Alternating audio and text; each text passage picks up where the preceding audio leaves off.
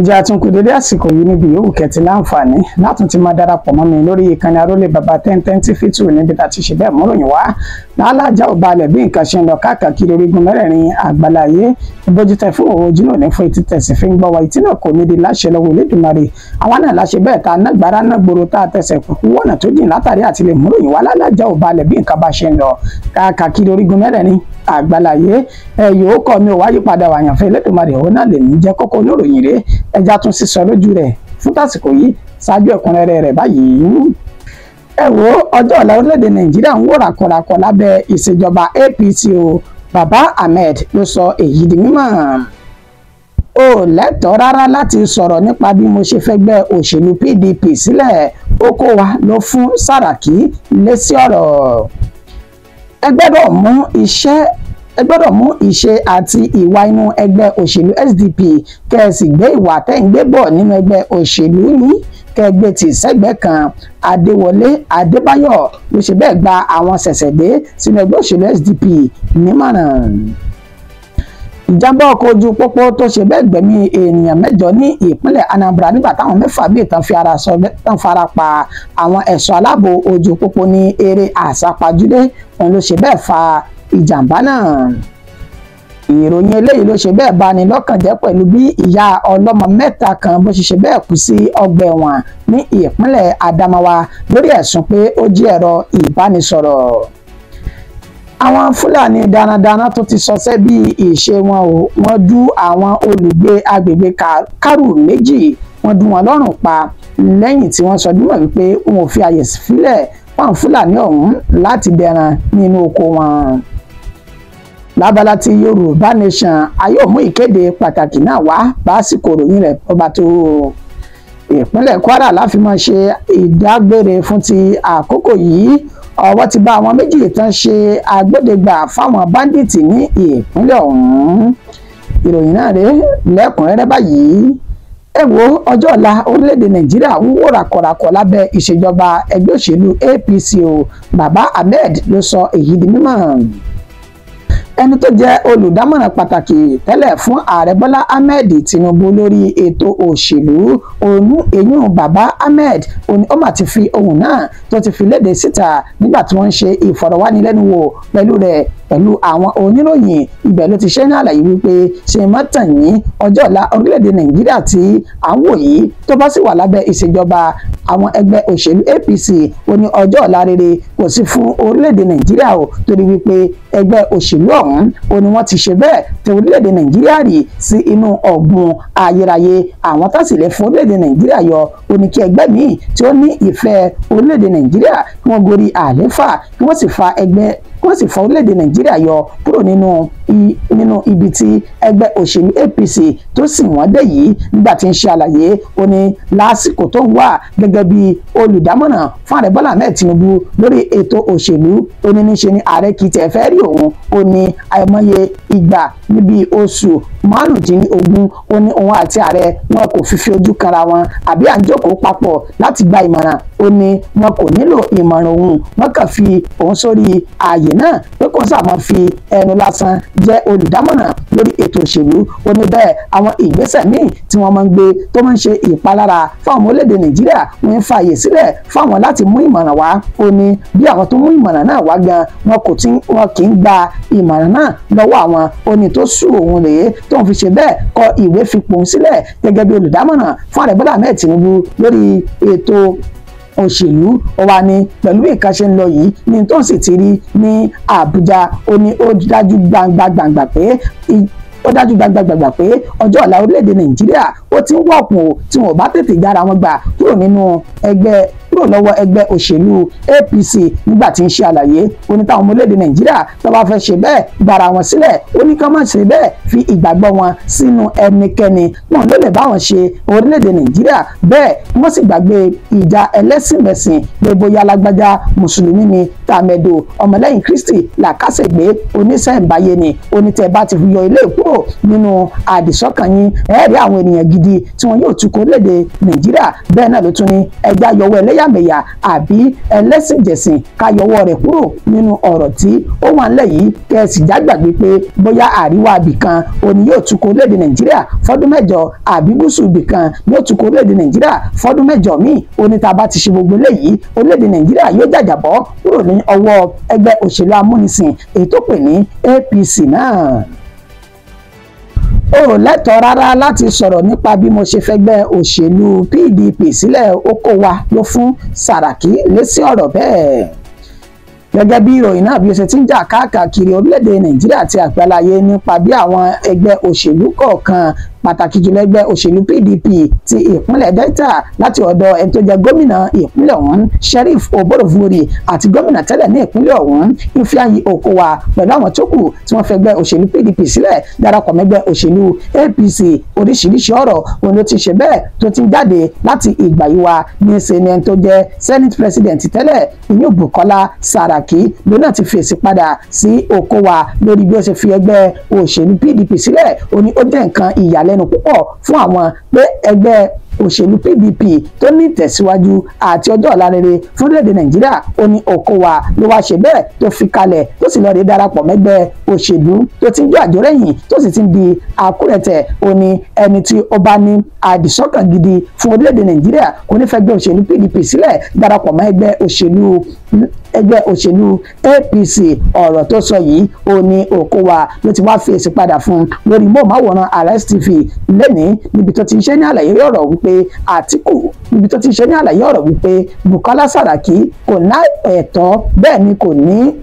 kò láǹfààní láti sọ̀rọ̀ nípa bó ṣe fi ẹgbẹ́ òṣèlú PDP náà bọ́n ṣe fi sílẹ̀ ó ní ṣé Bukola Saraki gan tẹ́lẹ̀ kò ti fẹ́ gbẹ́ òṣèlú PDP sílẹ̀ tó ti darapọ̀ mẹ́gbẹ́ òṣèlú APC kó tó padà sẹ́rí wálé ó ní fún ìdí èyí ọ̀rọ̀ òun kò tọ́ sí Bukola Saraki lẹ́nu o torí pé ó yẹ gbogbo èèyàn kí wọ́n yọ wàró ṣùgbọ́n kò yẹ àtọ́lé Bukola Saraki lórí mọ́ọ̀máwòrán ló ti sọ èyí di mímọ̀ bẹ́ẹ̀ náà ló tún ṣe bẹ́ẹ̀ mẹ́nulé ti Àtíkù Abubakar olùdíje sí ipò ààrẹ nínú ẹgbẹ́ òṣèlú PDP lọ́dún 2023 lẹ́ni tí ó jẹ́ ọ̀gá fún un tó ṣe igbákejì rẹ̀ nígbà náà lọ́hùn-ún oníṣẹ́rí Àtíkù Abubakar ó ti ń fi òun gan léde sí àwọn wípé láìpẹ́ láì jìnnà òun náà fẹ́gbẹ́ òṣèlú PDP sílẹ̀ tí yóò sì wá ẹgbẹ́ mi gbà lọ ó ní fún ìdí èyí ọ̀rọ̀ tí Sàràkí sọ òun kí ó tọ́ sí lẹ́nu rárá bí tí wù kó mọ̀ fídíò rẹ̀ mẹ́bì ní ṣe àfihàn rẹ̀ lẹ́lẹ́kùnrẹ́rẹ́. Yesterday we did defect to the APC.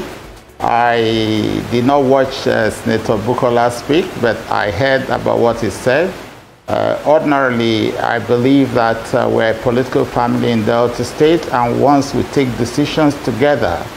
I have to go with my political family, because without that family, I have no politics to play, number one. Two, I did not expect that somebody like Senator Bukola Saraki should be able to speak concerning me, because he knows that he had also moved to the APC before and eventually returned. So he has had movement to and fro. So I don't think that he has the moral right to even speak about my defection at all. But I don't want to join issues with him. But the truth is, we have a political family in Delta State. Previously, we were in the PDP. But several things have been going on in the party, the People's Democratic Party. While I do not want to join issues with people, but as stakeholders, our leaders in this state have sat down to look at the events in the last several months. And because of the events that we see and the communications coming out from the leadership of the PDP at the moment, it did not appear to us that that was a proper political vehicle for us to continue in, because it did not also appear to us that PDP was ready to be competitive in the 2027 elections. So if a party appears on its own as led by the current leadership to make a decision that ẹ gbọ́dọ̀ mú ìṣe àti ìwà inú ẹgbẹ́ òṣèlú SDP kẹ́ẹ̀sì ṣe bẹ́ẹ̀ gbé ìwà tẹ́ ń gbé bọ̀ nínú ẹgbẹ́ òṣèlú yín síbì kan. Adéwọlé Adébáyọ̀ ló gba àwọn ṣẹ̀ṣẹ̀dé inú ẹgbẹ́ òṣèlú SDP nímọ̀ràn ọ̀rọ̀. olùdíje sí ipò ààrẹ nínú ẹgbẹ́ òṣèlú Social Democratic Party SDP lọ́dún 2023 inú ọmọọba Adéwọlé Adébáyọ̀ ó mà ṣe bẹ́ẹ̀ gba àwọn ènìyàn wọn níyànjú lórí móhùnmáwòrán News Central níbi tí ó ti ń ṣe bẹ́ẹ̀ ṣe àlàyé wípé nínú ẹgbẹ́ òṣèlú SDP àwọn ní àwọn àlàkalẹ̀ ètò àti ìwà táwọn ń ṣe bẹ́ẹ̀ làkalẹ̀ bẹ́ẹ̀ ni ó sọ dúnmọ̀ wípé ìdánilẹ́kọ̀ọ́ ìmọ̀ ń wá táwọn sì máa ń fi àyè tó pọ̀ sílẹ̀ fáwọn tán bá ṣẹ̀ṣẹ̀ darapọ̀ lẹ́gbẹ́ òṣèlú SDP láti fún wọn ní ìdánilẹ́kọ̀ọ́ ọ̀hún lórí bí nǹkan ṣe ń lọ nínú ẹgbẹ́ òṣèlú SDP ní tí àwọn ń ṣe àti táwọn kò fẹ́ nínú ẹgbẹ́ òṣèlú ọ̀hún ó sọ dúnmọ̀ wípé àwọn máa ń fún wọn ní ìdánilẹ́kọ̀ọ́ lórí bí wọn ò ṣe ní máa hùwà burúkú nínú ẹgbẹ́ òṣèlú SDP tí wọ́n sì gbé ìwà rere tí wọ́n gbé wọ̀ bí ẹ̀wù bẹ́ẹ̀ náà ló tún sọ dúnmọ̀ wípé wọn kò kí àwọn máa ń ṣe àlàyé fún wọn pé ẹ má nífẹ̀ẹ́ owó ẹ má sì ti torí owó darapọ̀ mọ́ wa nínú ẹgbẹ́ òṣèlú SDP ó nítorí wípé Yéṣu ibi owó òní ó ti ń bẹ̀rẹ̀ bẹ́ẹ̀ náà ló tún sọ dúnmọ̀ wípé àwọn kì í fi àyè sílẹ̀ láti jẹ́ kí ọ̀rọ̀ ẹlẹ́yàmẹ̀yà kó tiẹ̀ jáde nínú ẹgbẹ́ òṣèlú ọ̀hún débi tí ó wá di ìjà ẹlẹ́yàmẹ̀yà nínú ẹgbẹ́ òṣèlú SDP ó ní àwọn máa ń sọ fún gbogbo àwọn ènìyàn tán bá darapọ̀ mẹ́gbẹ́ òṣèlú ọ̀hún pé àwọn kò ní nǹkan kan táwọn fẹ́ gbà lọ́wọ́ yín o ẹ̀yin lẹni tẹ́ fẹ́ gbà ní ọwọ́ wa ó ní fún ìdí èyí ẹ darapọ̀ mẹ́gbẹ́ òṣèlú SDP kẹ́ ẹ sì gbé ìwà rere kẹ́ ẹ gbé wọ̀ nínú ẹgbẹ́ òṣèlú ọ̀hún kò ṣàìmẹ́nu lé ọ̀rọ̀ nípa àkójọpọ̀ àwọn ìkànnì òṣèlú tí wọ́n pè ní coalition báyìí ó ní ẹgbẹ́ òṣèlú SDP àwọn kò tí ì mọ̀ bóyá àwọn yóò darapọ̀ mẹ́gbẹ́ òṣèlú mọ́ ẹnikẹ́ni láti ṣe bẹ́ẹ̀ díje papọ̀ nínú ètò ìdìbò ọdún 2027 ó tún sọ̀rọ̀ lórí ìṣèjọba tó ń bẹ lóde yìí lábẹ́ aláṣẹ àti olùdarí inú ààrẹ Bọ́lá Ahmed Tinubu ọ̀rọ̀ pọ̀ tí olùdíje náà ọmọọba Adéwọlé Adébáyọ̀ èyí tó náà sọ fídíò tẹ̀ náà bẹ́ńbì mú mọ́ wá láìpẹ́. Are you open to a potential coalition with the major opposition parties?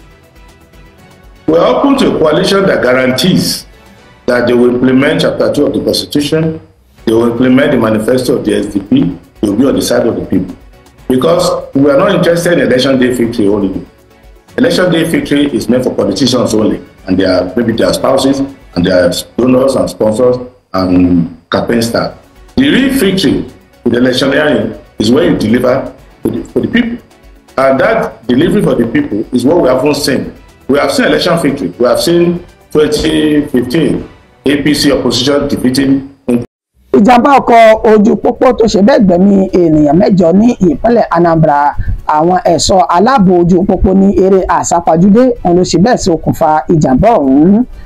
Lópòpónà tán pè ní Nteje sí Awka ní ìtòsí New Terminal Ukpo Junction ìjọba ìbílẹ̀ Dunukofia ní ìpínlẹ̀ Anambra ní ìṣẹ̀lẹ̀ náà ti wáyé ní nǹkan bí dédé aago 9 alẹ́ ọjọ́ àìkú èyí tí wọ́n sọ dúnmọ̀ wípé ọkọ̀ bọ́ọ̀sì kan tó ń bọ̀ láti Abakaliki tó sì lọ sí Onitsha òní ó ṣe bẹ́ẹ̀ sá eré àsápajúdé tó sì lọ rèé kọlu ọkọ̀ máàkì tirẹ́là ńlá níbi tí ó wà ní ojú ọ̀nà tiẹ̀ èyí tí ó mú kí ẹ̀mí ènìyàn 8 kó bá ìṣẹ̀lẹ̀ náà lọ nígbà tí àwọn 6 míì tán fi ara pa yamayama ẹni tó jẹ́ alukoro fún ẹ̀ṣọ́ aláàbò ẹ̀ka ti ìpínlẹ̀ ọ̀hún èyàn Margaret Onabe ó ṣe ní àlàyé pé báwọn ṣe gbọ́ sí ọ̀rọ̀ náà ni àwọn ti tètè pa kìtìmọ́lẹ̀ láti dóòlà ẹ̀mí àwọn ènìyàn ọ̀hún ó ní àwọn gbé àwọn tí wọ́n ṣe bẹ́ẹ̀ fi ara gbọgbẹ́ lọ sí ilé ìwòsàn níbi tán ni wọ́n ti gba ìtọ́jú lọ́wọ́ bẹ́ẹ̀ làwọn 8 tí wọ́n ti ṣe bẹ́ẹ̀ jẹ́ aláìsí wọ́n ti gbé wọn lọ sí ilé ìgbókùpamọ́sí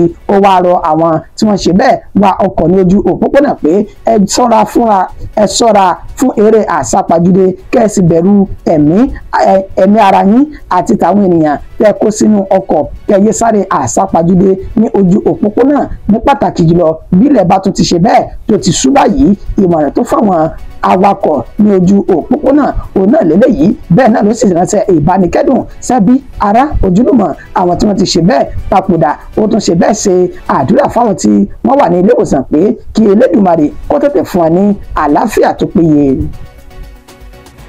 Ìròyìn eléyìí ló mọ̀ ṣe bẹ́ẹ̀ tó bani lọ́kàn jẹ́ pẹ̀lú bí ìyá ọlọ́mọ 3 bó ṣe bẹ́ẹ̀ kú sí ọgbà ẹ̀wọ̀n ní ìpínlẹ̀ Adamawa lórí ẹ̀sùn pé ó jí ẹ̀rọ ìbánisọ̀rọ̀. arábìnrin tán pé orúkọ rẹ̀ ní Mercy Emmanuel ẹni ọdún mẹ́rìndínlógójì ètò ń gbé ní agbègbè Chakalabaza ní Michika ìpínlẹ̀ Adamawa ẹni tó jẹ́ ìyá ọlọ́mọ mẹ́ta ó ní ó ṣe bẹ́ẹ̀ dákẹ́ sí ọgbà ẹ̀wọ̀n lórí ẹ̀sùn pé ó jí ẹ̀rọ ìbánisọ̀rọ̀ gẹ́gẹ́ bí ìyá olóògbé ọ̀hún tó ti dàgbà tó lẹ́jọ́ lórí èèyàn Mercy George èyí tó ṣe ní àlàyé fáwọn oníròyìn ó ní ọjọ́ kejìlá inú oṣù kejì ọdún tí a wà nínú rẹ̀ yìí ó ní ọmọ òun ló jáde lọ síta láti wá owó lórí bó sì bẹ̀rẹ̀ wórógò tí ó mọ̀ ta àwọn ọjà díẹ̀díẹ̀ tí ó fi rí owó ṣe ìtọ́jú ìyá rẹ̀ tó jẹ́ aláìsàn tó ti dàgbà àti àwọn ọmọ rẹ̀ mẹ́tẹ̀ẹ̀ta tó wà ní ilẹ̀ yìí gẹ́gẹ́ bí wọ́n ṣe ṣe ní àlàyé pé ó jáde láti lọ wá owó náà níbi tí ó ti pàdé arákùnrin tó jẹ́ Haúsá èyí tí wọ́n ní ó ń ta tíì wọ́n pe orúkọ rẹ̀ ní Seidu Umaru èyí tí wọ́n sì sọ dímọ̀ pé ó ní òun yóò ṣe ìrànlọ́wọ́ fún un láti bá wá iṣẹ́ tí yóò máa ṣe ó mú lọ sí ilé àbúrò tiẹ̀ torúkọ tiẹ̀ ń jẹ́ Sodiq Umaru ẹni ọdún 22 gẹ́gẹ́ bí wọ́n ṣe ṣe ní àlàyé pé nígbà tí ó dé ilé Sodiq Umaru yìí nígbà tí ó dé ilé Sodiq Umaru yìí ó nawọ́ ìfẹ́ sí wípé káwọn jọ ní ìbálòpọ̀ ó ní bẹ́ẹ̀ ni arábìnrin náà kò kọ̀ fún un látàrí pé ó nílò iṣẹ́ ọ̀hún ó ní kété tó bá a ní àjọṣepọ̀ tán tí ilẹ̀ náà mọ́ ni ó bá parọ́ mọ́ ọmọ òun wípé ó ti jí ẹ̀rọ ìbánisọ̀rọ̀ òun gbé ní kò pẹ́ kó jìnnà ó pe àwọn agbófinró náà bá gbé arábìnrin tí orúkọ rẹ̀ ń jẹ́ Mercy Emmanuel yìí náà gbé lọ sí àtìmọ́lé ní àárín ọ̀sẹ̀ náà ó ní wọ́n gbé lọ sí ilé ẹjọ́ níbi tí wọ́n ti sọ dímọ̀ pé ilé ẹjọ́ sọ dímọ̀ pé wọ́n lọ rèé fi sí ọgbà ẹ̀wọ̀n ṣáájú kí ìgbẹ́jọ́ rẹ̀ kó tó tẹ̀síwájú ó ní nígbà tí ó di ọjọ́ 27 inú oṣù kejì ọdún tí a wà nínú rẹ̀ yìí ó ní ó ṣe bẹ́ẹ̀ tó dákẹ́ sí ọgbà ẹ̀wọ̀n ọ̀hún wọ́n sì ní ní tó ṣokùnfà ìdákẹ́ rẹ̀ gẹ́gẹ́ bó ṣe ní àwọn ọlọ́pàá àti àwọn wọ́dà tí wọ́n ń ṣọ́ ọgbà ẹ̀wọ̀n wọ́n sọ dímọ̀ pé níṣe ni ó ní àrùn wárápá wọ́n sì gbé lọ sí ilé ìwòsàn ṣùgbọ́n tán ní níṣe ni kò gbọ́ tó sì fi tibẹ̀ jáde láyé níṣe ni arábìnrin náà ní irọ́ náà máa ń pa níṣe ni ọmọ òun kò ní àrùn wárápá kankan kò sì jalè tí wọ́n fi ṣe bẹ́ẹ̀ tí mọ́ ọgbà ẹ̀wọ̀n títí tí ẹ̀mí sì fi bọ́ ní ara rẹ̀ nígbà tán fi ọ̀rọ̀ wá àwọn agbófinró àti àwọn akọ́dà tán jẹ́ ẹ̀ṣọ́ ọgbà ẹ̀wọ̀n náà tán fi ọ̀rọ̀ náà wá wọn lẹ́nu wò níṣe ni àwọn méjèèjì àtọlọ́pàá àti akọ́dà náà kà síra wọn tí wọn ò sì jẹ́wọ́ bí ọ̀rọ̀ náà bí ó ṣe ṣẹlẹ̀ èyí ló wá fà á tí mọ̀lẹ́bí àti arábìnrin náà tá fi béèrè fún ìdájọ́ òdodo lórí ọ̀rọ̀ ọmọbìnrin ọ̀hún gẹ́gẹ́ bó sì ṣe ní àlàyé ní inú ìwé ìròyìn tó gbé jáde.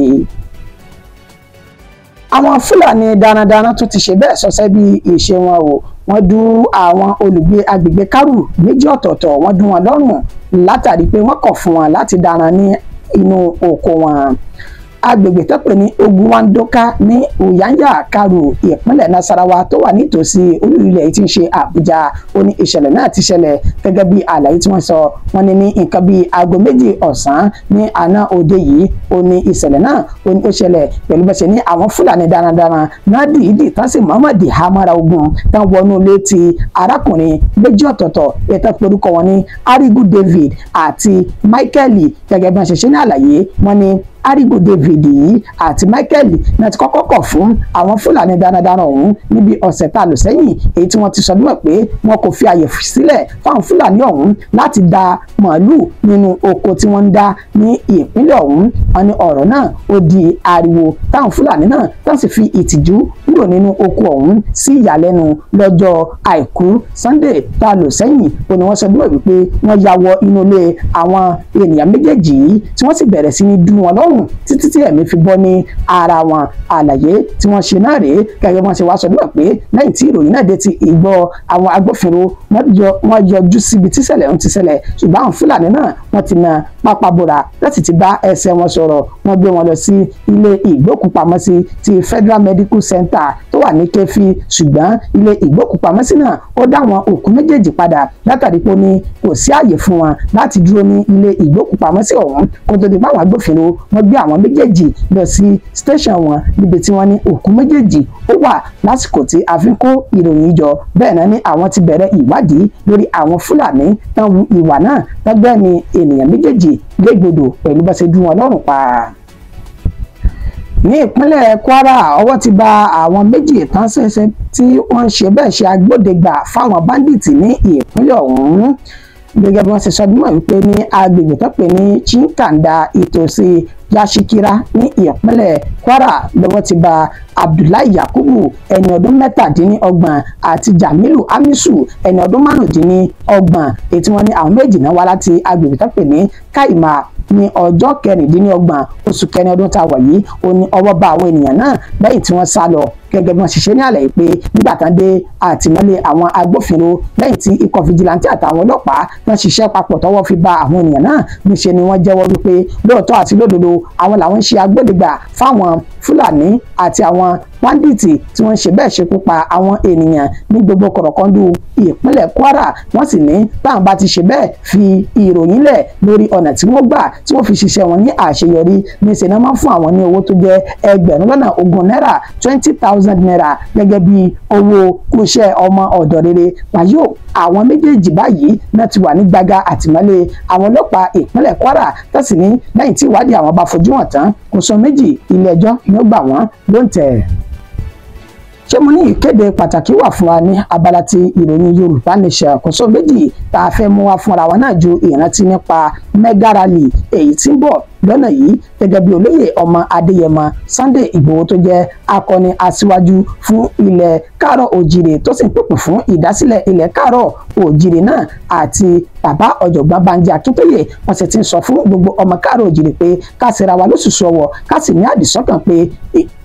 àdìsọ́kàn pé mega rally yìí dandan ni ká ṣe ní àṣeyẹ tálákànṣepọ̀ bẹ́ẹ̀ a kò ní sẹ́rí wọlé àfi ìgbà tá a bá ṣe bẹ́ẹ̀ gba Yorùbá Nation tápùrò ní orílẹ̀-èdè Nàìjíríà tó jẹ́ ti amúnisìn táwọn ọ̀jẹ̀lú tí wọ́n darí rẹ̀ lọ́wọ́lọ́wọ́ báyìí.